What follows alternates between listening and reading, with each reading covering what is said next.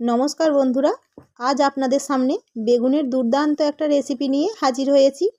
Pressure কুকারের মধ্যে বেগুন আর তার সঙ্গে অল্প কিছুটা সরিষার তেল দিয়ে মাত্র 10 মিনিটে এই রেসিপি তৈরি হয়ে যায়।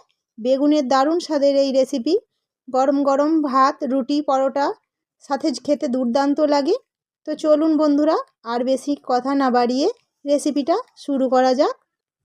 তো এখানে আমি একটা বড় সাইজের বেগুন নিয়েছি। আপনারা চাইলে ছোট বেগুনও নিতে পারেন। বেগুনটা আমি ধুয়ে নিয়েছি। এবার আমি বোকাটা কেটে নেব। বোকাটা কাটার পরে বেগুনটাকে দুভাগে ভাগ করে নিতে হবে, কারণ বেগুনের মধ্যে দেখে নিতে হবে বেগুনটা ফ্রেশ কিনা, কোনো রকম পোকা আছে কিনা। সেই জন্য আমি দুটো ভাগে ভাগ করেছি। বেগুনটা যেহেতু বড়, সেই জন্য আমি মধ্যিখান থেকে দুটো ভাগে ভাগ করে নেব, কারণ প্রেসার কুকারের মধ্যে না হলে ধরবে না। যদি ছোট বেগুন হয় তাহলে দুভাগে ভাগ করার কোনো দরকার নেই। বেগুনটা দেখুন একদম ফ্রেশ, একদম নরম, কোনো রকম পোকা নেই। খুব মিষ্টি খেতে হয় এই ধরনের বেগুন, আর এই রেসিপিটা তো খেতে দারুণ লাগে। এখানে আমি কিছুটা পরিষ্কার জল নিয়েছি, আবারও বেগুনগুলো ধুয়ে নিলাম ভালো করে। ধুয়ে নেওয়ার পরে বেগুনগুলো জল ঝরিয়ে তুলে নিচ্ছি। এরপর আমার লাগবে বেগুনের পরিমাণ মতো টমেটো। যদি আপনি ছোট বেগুন নেন তাহলে টমেটোটা ছোটই দিতে হবে। যতগুলো বেগুন নেবেন টমেটোটাও কিন্তু ততটাই দিতে হবে, নাহলে রেসিপিটা স্বাদ হবে না। আমি এখানে একটা বড় সাইজ বেগুনের জন্য মিডিয়াম সাইজের দুটো টমেটো নিয়েছি, আর একটা নিয়েছি মিডিয়াম সাইজের আলু। আলুটা অপশনাল, আপনারা দিতেও পারেন নাও পারেন, তবে দিলে খেতে ভালো লাগে। এবার আমি আলুটা দুভাগে ভাগ করে নেব, কারণ প্রেসার কুকারে যেহেতু দেবো, বেগুনের সাথে আলুটা গোটা দিলে সেদ্ধ হবে না, বেগুন তাড়াতাড়ি সেদ্ধ হয়ে যায়। টমেটোগুলো একটু ফাল করে নেব, 4 ভাগে ভাগ করে নেব, একেবারে করব না। খুব সুন্দর করে আমি ভাগ করে নিয়েছি। দুটো টমেটোই এভাবে কেটে নেব। আবারও বলছি, টমেটোটা কিন্তু দেখেই দিতে হবে, বেগুনের পরিমাণ বাড়ালে টমেটোও বাড়াতে হবে, নাহলে রেসিপিটা একদম খেতে ভালো লাগবে না। খুব সুন্দর করে তো ফালি করে নিয়েছি। এবার চলে যাব একদম কুকারের মধ্যে। খুব সুন্দর করে আবারও সব কিছু কিন্তু আমি ধুয়ে নিয়েছিলাম।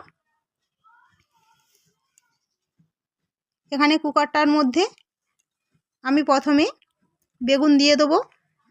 এবার সাইডে আলুগুলো দিয়ে দেবো। আলুগুলো একটু শেষেই দিতে হবে, নাহলে আলুগুলো সেদ্ধ হবে না, মানে তলাতে দিতে হবে।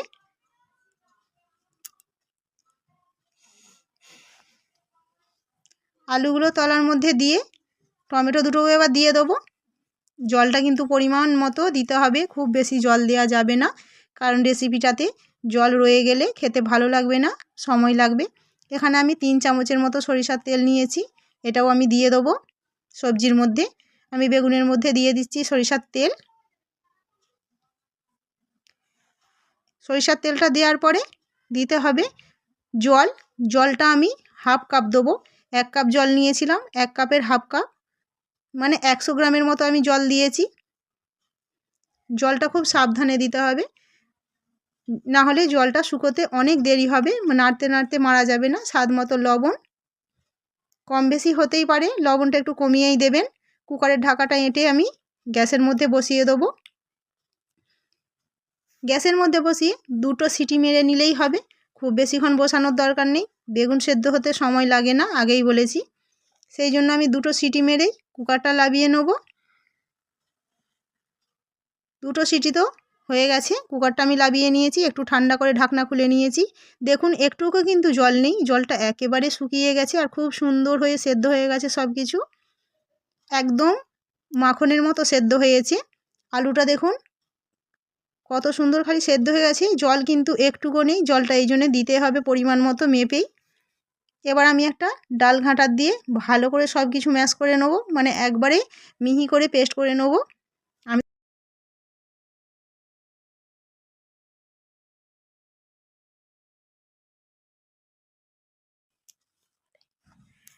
একেবারে মিহি করে পেস্ট করে নিয়েছি, দেখুন কত সুন্দর। এবার একেবারে চলে গেছি কড়াইয়ে। কড়াই বসিয়ে দিয়েছি গ্যাসের মধ্যে। এখানে 3 টেবিল চামচ সরিষার তেল দিয়েছি। আমি 2টো শুকনো লঙ্কা ভেজে নেব তেলের মধ্যে।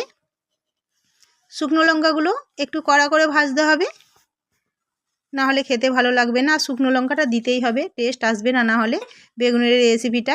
অল্প নুন ছড়িয়ে রেখে দিলাম। না হলে পরে গুঁড়ো করা যাবে না।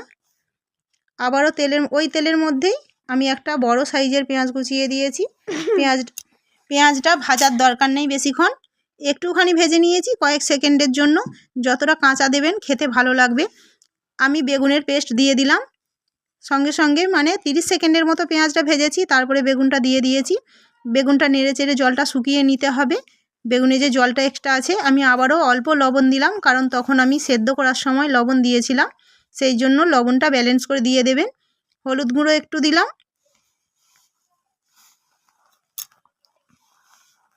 একটু হলুদ গুঁড়ো দিয়ে দিয়েছি। এবার ভালো করে নেড়ে চেড়ে জলটা শুকিয়ে নিচ্ছি। ওদিকে গ্যাসের আঁচটা একটু কমিয়ে আমি লঙ্কাটা ভালো করে গুঁড়ো করে নিলাম। একদম মিহি করে কিন্তু করিনি, হালকা গোটা গোটা আছে। জলটা প্রায় সবই শুকিয়ে গেছে। এবার সব শেষে আমি কড়ার মধ্যে সামান্য তেল দিয়ে 2 কোয়া রসুন আমি কুচিয়ে নিয়েছিলাম। কুচিয়ে ভালো করে নেড়েচেড়ে জলটা তো শুকিয়ে গেছে, গ্যাসটা অফ করে দিয়ে একটা বড় সাইজের পেঁয়াজ কুচি আর 1 মুঠো ধনেপাতা কুচি দিয়ে নামিয়ে নিতে হবে। কোনো রকম কিন্তু আর নাড়াচাড়া করা যাবে না গ্যাসের আঁচটা জ্বালিয়ে। লঙ্কাটাও দিয়ে দিলাম। ঝালটা আপনাদের স্বাদ মতো, চাইলে আরও ঝাল দিতে পারেন, কোনো অসুবিধা নেই। গ্যাসটা কিন্তু অফ করে দিয়েছি। দিয়ে আমি পেঁয়াজ আর ধনেপাতাটা নেড়ে চেড়ে ওর সঙ্গে মাখিয়ে নামিয়ে নিলাম। দেখুন কত সুন্দর রেডি হয়ে গেল। এভাবে ঝটপট বানিয়ে ফেলবেন, দারুণ খেতে হয়। একবার খেলে বেগুনের এই রেসিপির স্বাদ কখনো ভুলতে পারবেন না। একবার হলেও বানিয়ে খাবেন। আর কেমন লাগলো ভিডিওটা দেখে, ভালো লাগলে একটা লাইক করবেন, চ্যানেলটিকে প্লিজ সাবস্ক্রাইব করে নেবেন, আর অনেক অনেক শেয়ার করে দেবেন। এতটাই খেতে ভালো হয় রেসিপিটা, না বানিয়ে খেলে বুঝবেন না। একবার হলেও বানিয়ে খাবেন।